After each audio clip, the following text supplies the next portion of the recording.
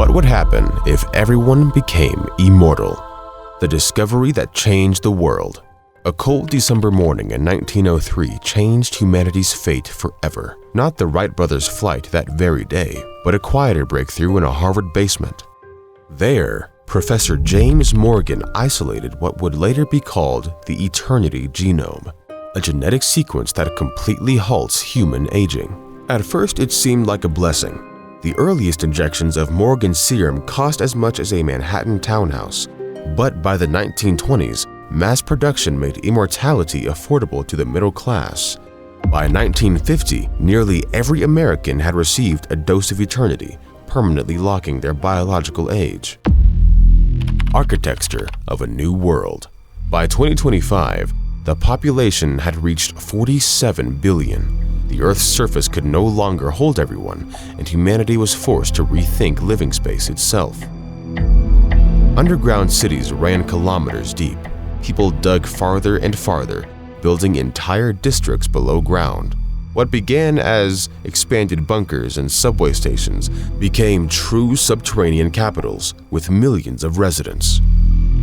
In place of sunlight, powerful lamps ran 16 hours on and 8 hours off, an artificial day-night cycle. The air was scrubbed by specially cultivated fungi that glowed pale blue and absorbed pollutants, keeping the atmosphere breathable.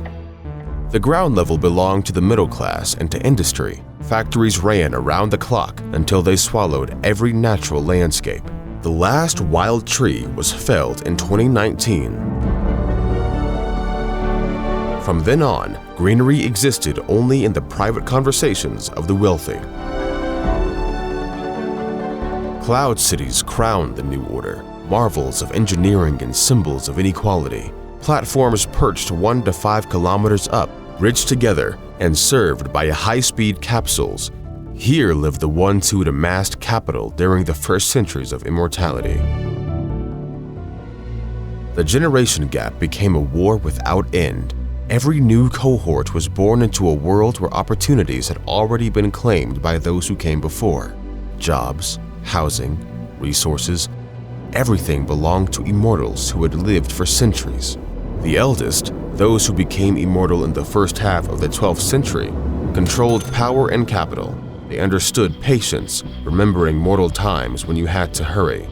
Now, they could wait decades for the perfect moment, buying property worldwide and hoarding stocks and patents. The middle generations, born into immortality but still touched by a time of relative opportunity, became a buffer between old and young. They earned enough to live, yet saw no way up. Their anger was quiet, hidden behind a facade of stability. The youngest erupted in open rage. Protests by the cursed generations grew into riots that lasted for years. They burned government buildings, attacked corporate offices, and formed radical groups. If police caught a rioter, they were sealed into a sarcophagus like a mummy and kept there for years. Depending on the court's verdict, it was considered the harshest punishment in this world. The worst conflicts played out inside families. Parents and children, all looking equally young, competed for the same jobs. Grandfathers and great-grandchildren fought over the right to rent the same apartment. Life on 3 levels. Elites above the clouds.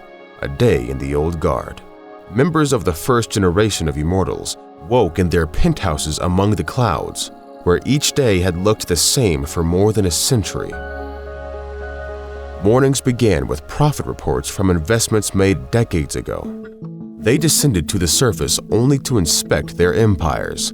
Factories they had owned for centuries delivered steady returns from the labor of billions of immortal workers. Each new day was a carbon copy of the last. Each year, a repetition of the past. Their only diversions were power games and collecting relics of the vanished natural world, final photographs of forests, recordings of extinct animal calls. Evenings were spent in private clubs discussing how to suppress the latest youth uprisings, parceling out new territories, planning on the colonization of other planets. Even those conversations became ritual, the same people saying the same things for decades. Ground level, life in the middle. The immortal middle class lived in endless routine. Workdays ran 16 hours, the norm for immortal workers. Sleep was shortened, not abolished. In synthetic food plants, waste recycling facilities, and administrative centers, people did the same tasks for decades.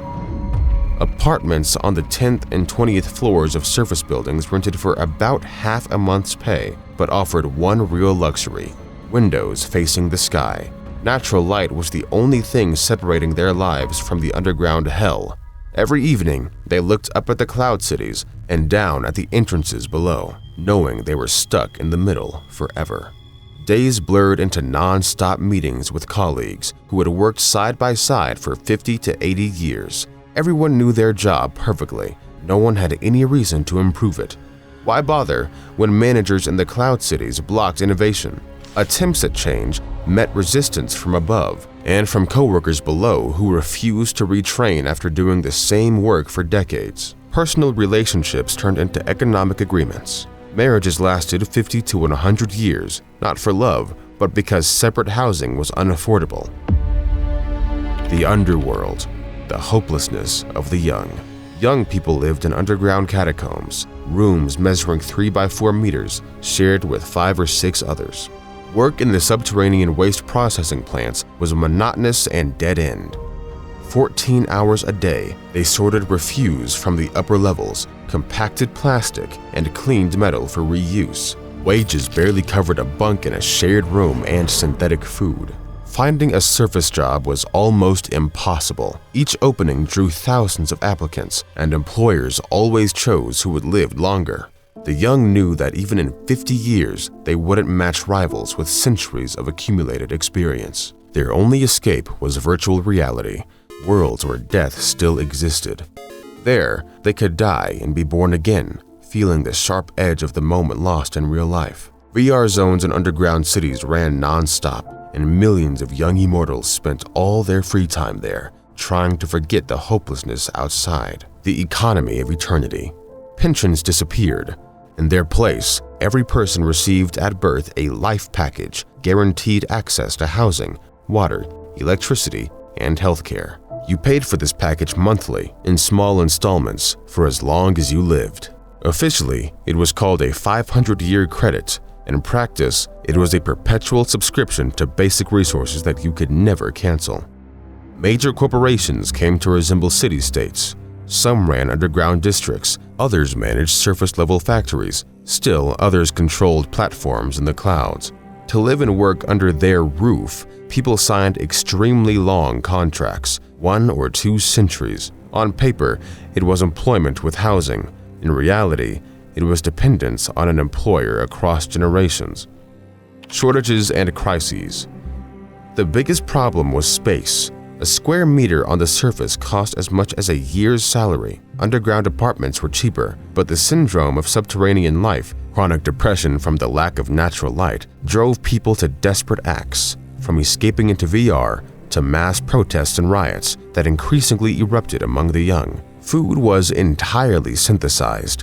The last cow was eliminated in 2022. Its meat sold at auction for $14 million. Everyone ate protein blocks in assorted flavors. The memory of apple serving cost $500, a synthetic imitation of a fruit no living person actually remembered.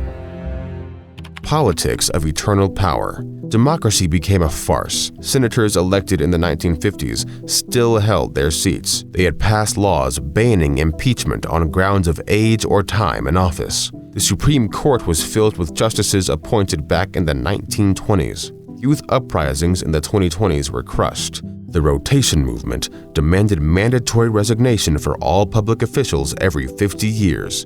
In response, the government passed the Stability Act, which treated any call for leadership change as terrorism. Technological stagnation. Progress nearly stopped. Why invent anything new when all the patents belong to immortal corporations? The last serious breakthrough came in 2019. Cheap, self-healing batteries that could run for decades without recharging. Even that technology was quickly monopolized by the elite and kept out of public reach.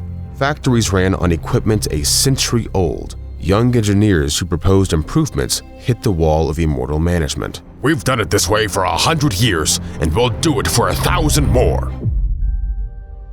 The prison of eternity. Humanity achieved its greatest dream, defeating death, but lost the essence of life. Without an end, there is no beginning.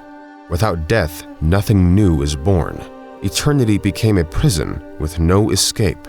47 billion immortals existed in unending stagnation. Those who amassed wealth first ruled from the cloud cities. The middle class worked on the surface in endless routine.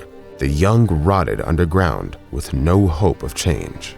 Somewhere far away, in a secret lab, a group of scientists worked on an anti-serum, a substance that could restore the right to die. They called themselves the Liberators and believed that only by bringing death back could they give life back to humanity. Immortality proved not a blessing, but a curse. A world where no one dies became a world where no one truly lives.